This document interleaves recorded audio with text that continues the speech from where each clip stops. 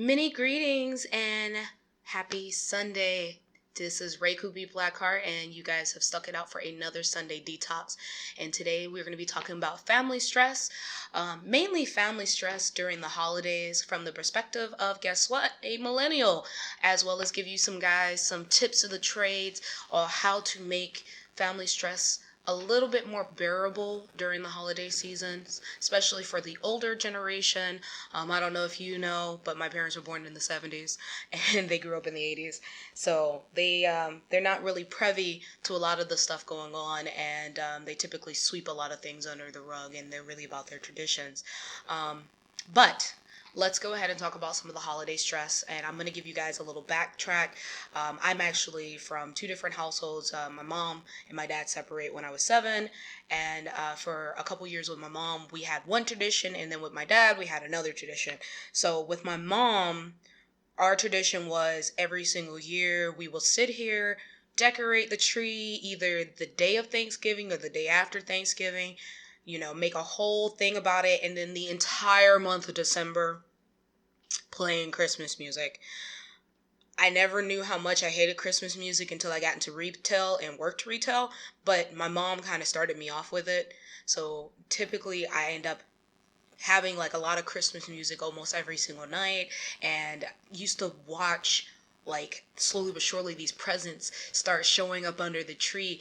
And I was a bad child and a very curious child. I'm not going to say that I was bad. I could just say I was curious. I used to sit here and always wonder what my gifts were. But I already knew Santa Claus didn't exist, but I kind of kept the illusion alive for my brother. So I kind of was like, okay, well, I know mommy has the gifts hidden, because she always hid the gifts in two different spots. She hid the ones that was quote unquote from Santa in one location of the house, and then the ones for the parents was always in another part of the house. So I always found the one for the parents, and then I always found the ones from Santa.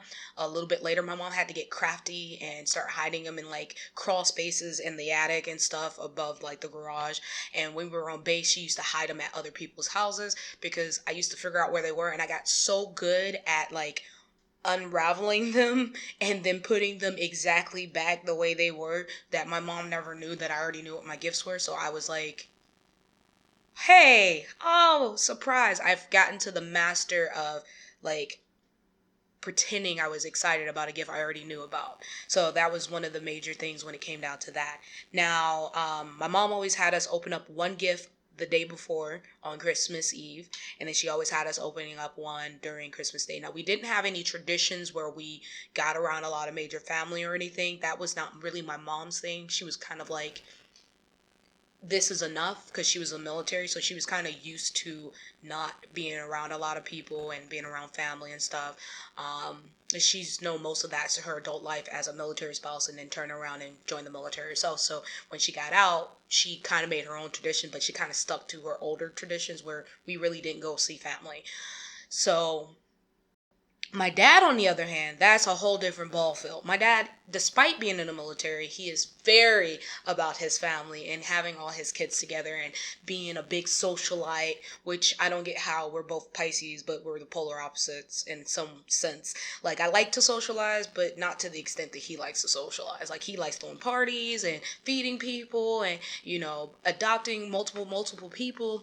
So when I moved in with my dad, when me and him got over our rough patch, because I was transitioning from one environment to another environment, every year he would decorate the house. We wouldn't actually play Christmas music until like the week of Christmas. And I got into the habit of realizing like, hey, now I got not one other sibling, I got multiple other siblings now. It was me, my sister, my brother, and then at this time, I think where I'm starting is now we had a new baby brother, and I really didn't want to have any more siblings. I was like, my dad shouldn't be having any more kids. What's going on? I already gained a sister from the relationship, and me and her, we just started to like each other, so we were real good about it. But ultimately, like, I had like a love-hate relationship for like my new siblings, because I was still young and I didn't understand that, hey, parents are not going to be together forever. Unfortunately, that's not how the world works. So during the Christmas time, I used to sit around with my stepmom, the person I call my mom, We used to sit around and like a couple days before used to wrap up gifts that we got, like our siblings or we got for the parents. Usually 9 times out of 10, because I wasn't working, they knew what gift they were getting, and I kind of knew what the gifts the siblings were getting, because I was always helping them wrap up gifts. And they will always wrap my gift like the night before or the beforehand, because they kind of knew what I was getting ahead of time. But my dad always used to end up inviting people around, and with my stepmom, her family would show up on Christmas Day and bring in their gifts, and it will always be like this big family event. And mind you, I'm not used to that. I went from not having any kind of family traditions or events or anything, to always having a family event or tradition because of my dad. So I typically was just like shell shocked. And mind you, when I moved in with my dad, I was like 15. So I was not used to this. Like for 15 years, like majority of my childhood into high school years, I didn't have that kind of tradition where I was always under my family for Christmas. Like I was used to going to visit my grandparents during the summer when my dad and my mom first split.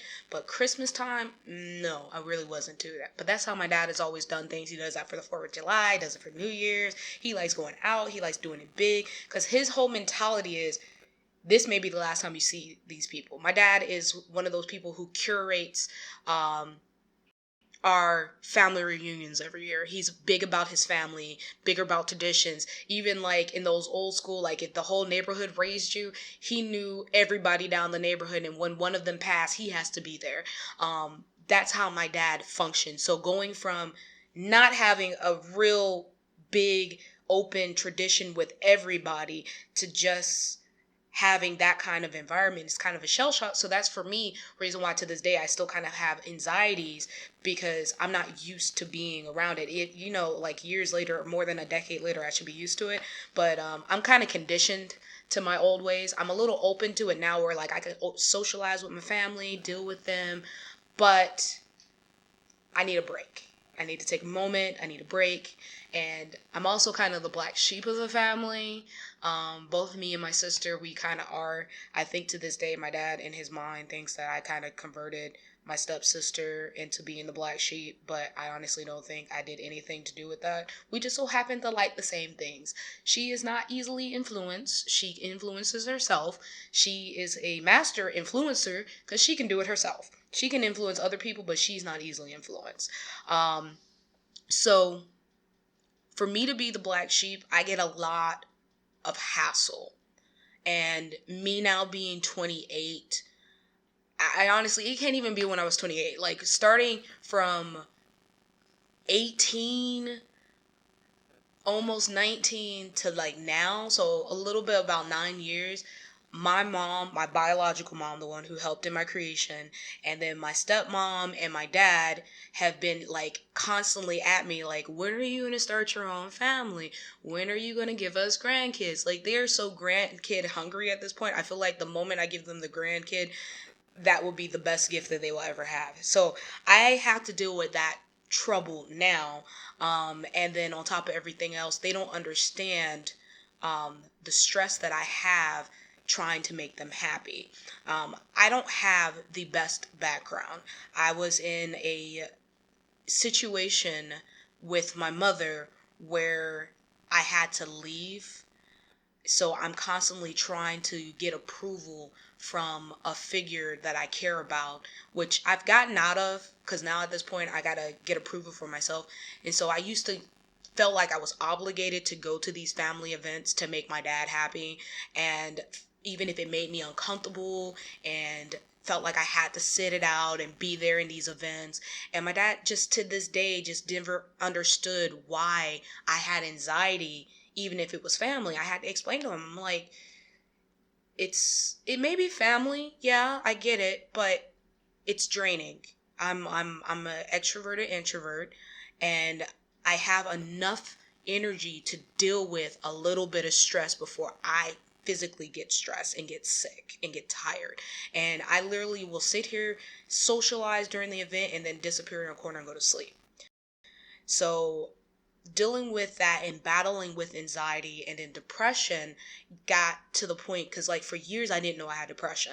I knew I had anxieties because I used to, like, pick my nails and do little things and tap on things. I actually have a tick now when I'm trying to remember something. I knock on something. I'll knock 3 times, and like my employees who are under me kind of figured that out. They were like, "Oh, so you have a tick when you're trying to remember something, you knock." I was like, "Yeah, it helps jog my memory. I don't know. Don't ask."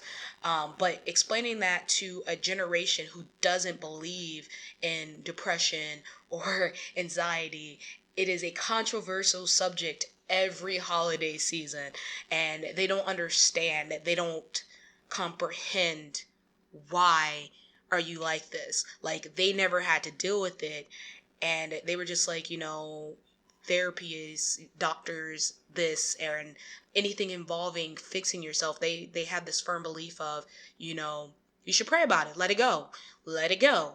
Like Frozen, Elsa's Frozen, just let it go. But it's not that simple. It's not that black and white. And I've had to educate them for like years during the holiday seasons. It got to the one point that I just didn't want to come one holiday season. A lot of the times where I had to still try to make my dad happy, I still came to his house even when I moved. There was one year when I first started my journey to get myself physically better, and they just put me on antidepressants, and this was a new strand of antidepressants. They got me so numb to the point where I wasn't my bubbly self. Anybody who knows me knows I'm like the most interactive person in the world when I'm comfortable around you. But if I'm around you and I'm not, I'm just like quiet and trying to figure you out and analyze you and try to figure, is my gut telling me you're okay? What's going on? All right, they're cool. Hey, how you doing? I changed into a whole different person. But my dad kind of picked up like, okay, this is something serious. And I mean, even after 10 years, it's finally coming into fruition, and he's still learning himself. It's a learning process, not just for the person who's dealing with anxiety and depression, it's also the entire family. Because of the stress that happens with family and tradition, my dad is big on his traditions, and he has learned in the last couple of years he has to kind of break away from the family traditions that he has instilled in himself in order to accommodate his oldest child. And not realize that it's not just me battling this, it's my entire family. It's anybody who's going to be intimate with me. It's anybody who is in my corner, my parents, my siblings, and everything else like that. Like, when you are dealing with a family, or if you're dealing with stress, you gotta kind of understand, you gotta compromise that some people are going to have their issues. You're going to have to accept these people for who you are. And I realize that my stress may be different than your stress, and you may be going through different turmoils than, other people are going through. I mean, I still have like my dad is not by far open-minded in any way, shape, or form. He's still very old-fashioned. Still kind of has this mentality of, none of his kids can't be possibly, liking, the same sex or things of that nature. But his oldest daughter is pansexual, and she suffers anxiety, and she's bipolar, and I'm constantly battling my own internal battles with also PTSD. So in their mind, back in the 70s, they didn't believe those things can exist from being in a traumatic household or abusive household, or witnessing bad things or going through bad things in your life, that unless you were in the military, that's the only way you got PTSD. You can get PTSD through abusive relationships, mother and child, abusive relationship, domestic. You can get it from having traumatic experiences, miscarriages, or just stress. A lot of people who live in poverty have PTSD. So I had to explain to my dad, like, there's a difference between your generation, where you guys kind of swept it under the rug and prayed about it, versus our generation, where we're trying to take charge and own our problems and try to fix our problems, versus trying to find something to kind of mask it. And that's something that I've been, every year, every time during the holidays trying to explain to my parents, like, hey, there's certain things I've gotten over, certain things that I am still battling, dealing with my family and too much family and a crowded house. He's like, well, I got several bedrooms. I'm like, that doesn't really make a difference if I am uncomfortable. And if I'm uncomfortable, I'm not going to put myself in that predicament and stay uncomfortable. So when I got back on my last episode where I said it's okay to say no, that's kind of where I was at. Like, hey, it's okay to say no. Now, the biggest thing that I want to let some of my older listeners and people who are watching know is when it comes down to your children, especially millennials, we have a lot of diversity. I know a lot of you guys don't understand it. I know a lot of you guys don't comprehend why we are the way that we are. A lot of it, yes, you have to still love your child for who they are. You got to accept that, they are going to be different than who you are. And you can't put the stress on them. I understand back in your day, we have the cost of living is different and, the minimum wage is different. But we are dealing with our own set of stress as millennials because during the holidays is more stressful for us because we're still trying to hold on to those old school traditions while we're still trying to buy gifts for everyone, that we are literally causing ourselves to go into a financial depression because we can't really afford to live in our apartments or to live in our houses or take care of ourselves. I remember my first couple years out on my own when I turned 18, that I literally, even if I had a job that was a little bit above minimum wage, I was still eating ramen noodles because most of my bills were getting paid through, most of my bills were like, hey, we got paid? Cool, thank you. I mean, my bills got paid on time, but it's just the mindset that as millennials we have been put in that our bills need to be paid. Our credit needs to be good. Basically, you can't get a new car or you're going to end up in lemon. Or if you don't pay your stuff, you're going to end up messed up. And a lot of people's priorities are not the same as mine. My priorities is make sure my bills are handled before anything else happens. And I'm one of those people that a lot of the times why a lot of my stuff gets put on the back burner that I want to do fun wise is because I want to make sure things get done. And that's why my dad doesn't understand, like, why are you taking these overtime hours? Why are you dragging yourself? I was like, as honestly, I have no problem with my family. Again, it's just that social anxiety and being in a crowded house, because he has this whole, I want everybody under one roof for like several days. And I'm just like, I can only deal with you guys for a couple hours. I love you, but no. So I typically have to remind them, like, hey, times are different, and they see the times are different, but it's also an age different. He's been working longer than I have, and we're in a whole different generation, and during the holidays he doesn't understand that I can't just stop what I'm doing to come and pick up and go to him without having to take some kind of loss of some kind financially. It is more of a burden because it's almost to the point where in certain areas as a millennial, it literally costs for you to breathe. And it costs for you to think or move or do anything. And then it's just too much. It's overwhelming. We are just trying to stay afloat and make our parents proud. Some of us are just trying to make ourselves proud. Some of us are just trying to make our parents proud. Or some of us just don't want to ask our parents for help. And there's nothing wrong with asking our parents for help, but we want to strive and get past all the stress that's going on during the holidays, especially, like I said, with the supply and demand and wanting to buy gifts and everything else like that. And then on top of that, a lot of us who are dealing with sexuality and we have parents who are not okay with our sexuality, sometimes dealing with the stress of that, if their parents is already aware or their parents are not aware of when are you going to come out and be your true self. So you're not really being your true self during the time that you're around your parents. Some kids just don't feel comfortable around their parents during the holidays. Some parents don't feel comfortable around their children knowing that their child is a certain way. I can see the tenseness with my dad sometimes that he has with me when it comes down to my anxiety and depression. And he's like, wants to deal with me with kid gloves now, where back in the day, he didn't care if he hurt my feelings or not. He's learned that now anything can kind of set me off. So he's been handling me with kid gloves. And so he's kind of like scared. I wouldn't say scared. He's just handling it outside of his normal because I'm his child. And he knows that I have anxiety and depression.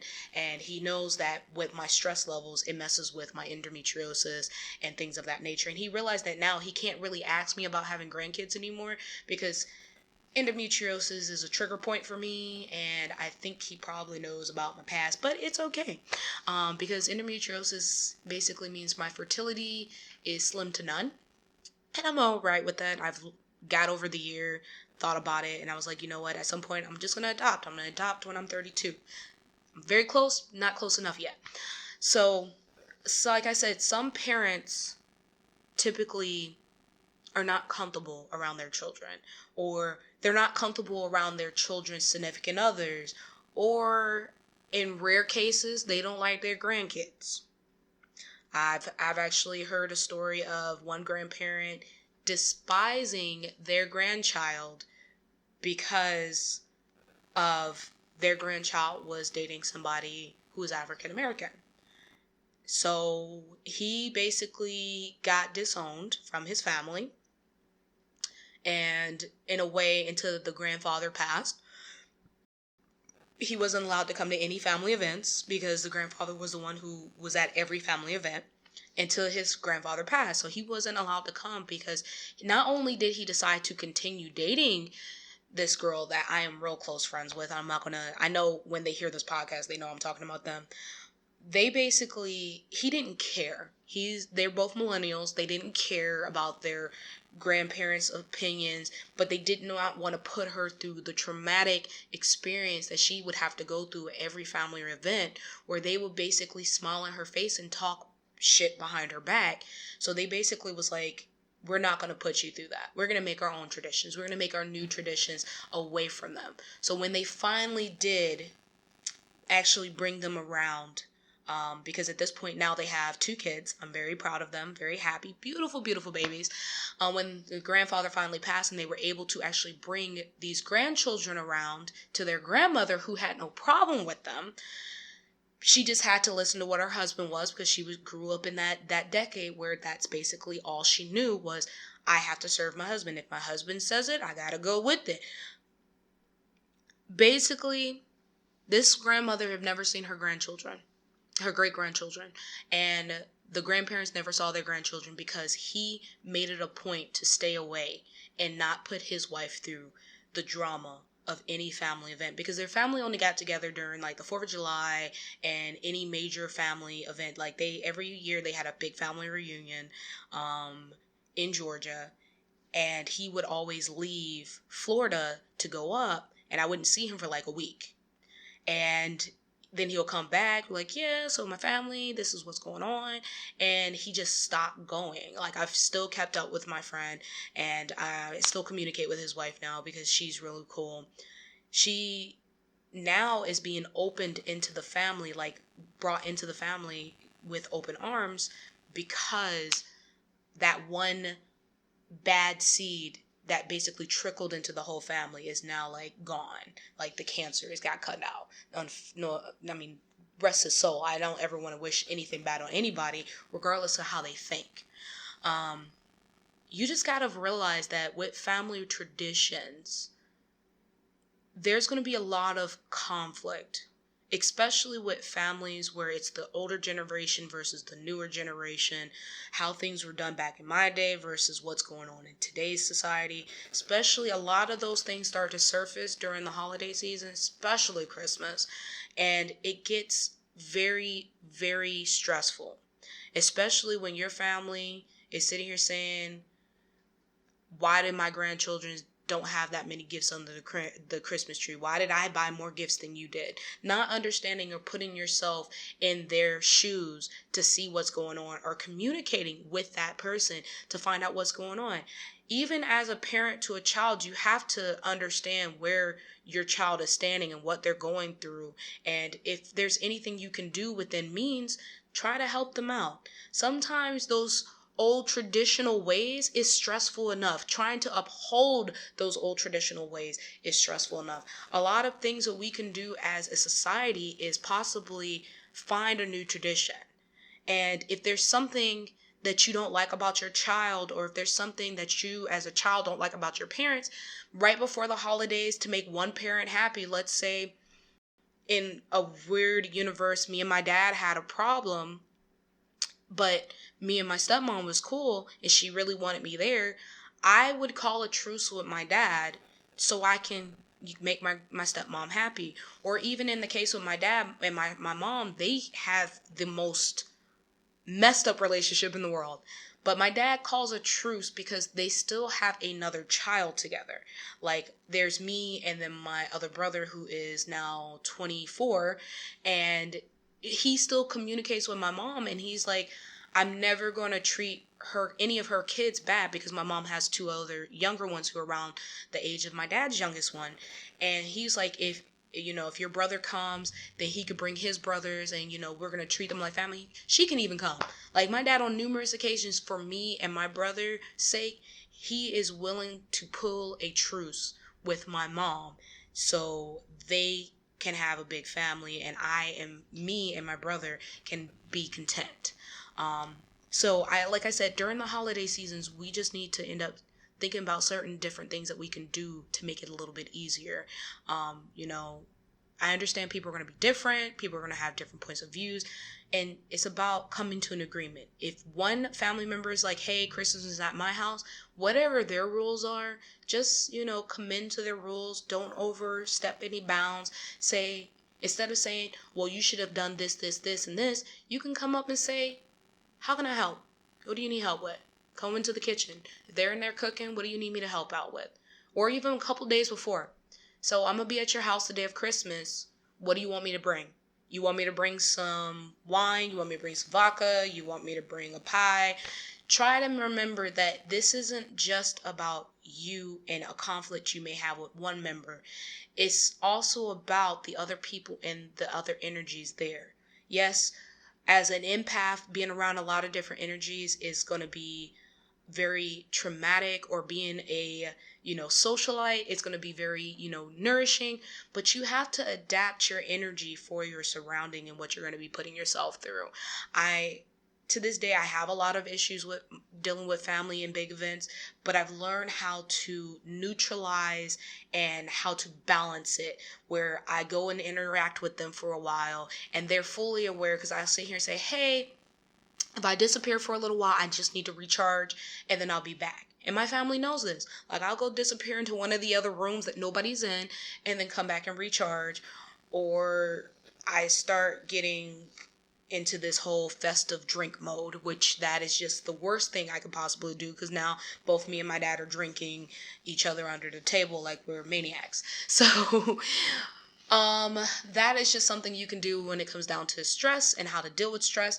Now, let's take a look. Now, for my older generations, I did find some things that will probably help you dealing with your millennials or dealing with the generation below millennials. I would be lying to you if I know what that generation is, because I'm a millennial. Nothing else really matters to me after that point, and I'm sounding like a typical one. I'm sorry. Generation Z, which is under us, which is 3 of my brothers, ironically.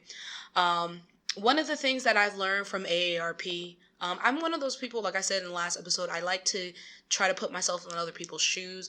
And that's one thing that AARP definitely stressed out about, especially with the older generations versus the younger generation. Why don't you try to put yourself in your child's shoes for once? Ask them, hey, what's been going on? Like, hey, I noticed that, you've been a little distant, or you've been posting a lot more. Because sometimes posting on social media is also a cry for help if you post a lot more. But some people don't see the signs of that. You can just ask them, like, hey, what's been going on? Try to put yourself in their shoes. I understand, it's going to be a lot harder said than done. But try to, look through their eyes. Another thing that I found out from the article with the AARP was try to compromise. Instead of just basically demanding your child to be there for the holidays, why don't you ask them, hey, is this holiday season going to work out for you? What's going on? Do you know if you're going to be able to take time off? Don't just sit here and say, I want to see you for Christmas. You better be at my house Christmas. Because now you're putting a pressure on us that makes us feel like now if we don't show up, you're going to be disappointed and it would be unforgivable. Like we've brought a dishonor to you. And that's not what we're trying to do. Like honestly, even as millennials, we're trying to find ourselves, but we still find your opinions about us very important. I may speak for myself, but I definitely speak on for a few of other people that I know is that some of us really do kind of care about what our parents say and what the generation above us say.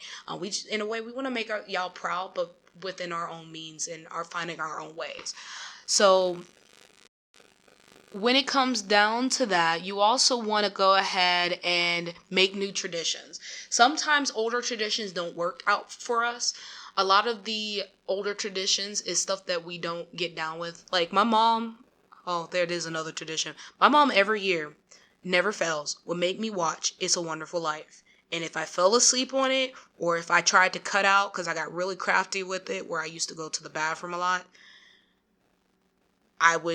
she would make us rewatch it several times. Like I think I watched that movie so much I could probably recite the whole entire movie when I was younger.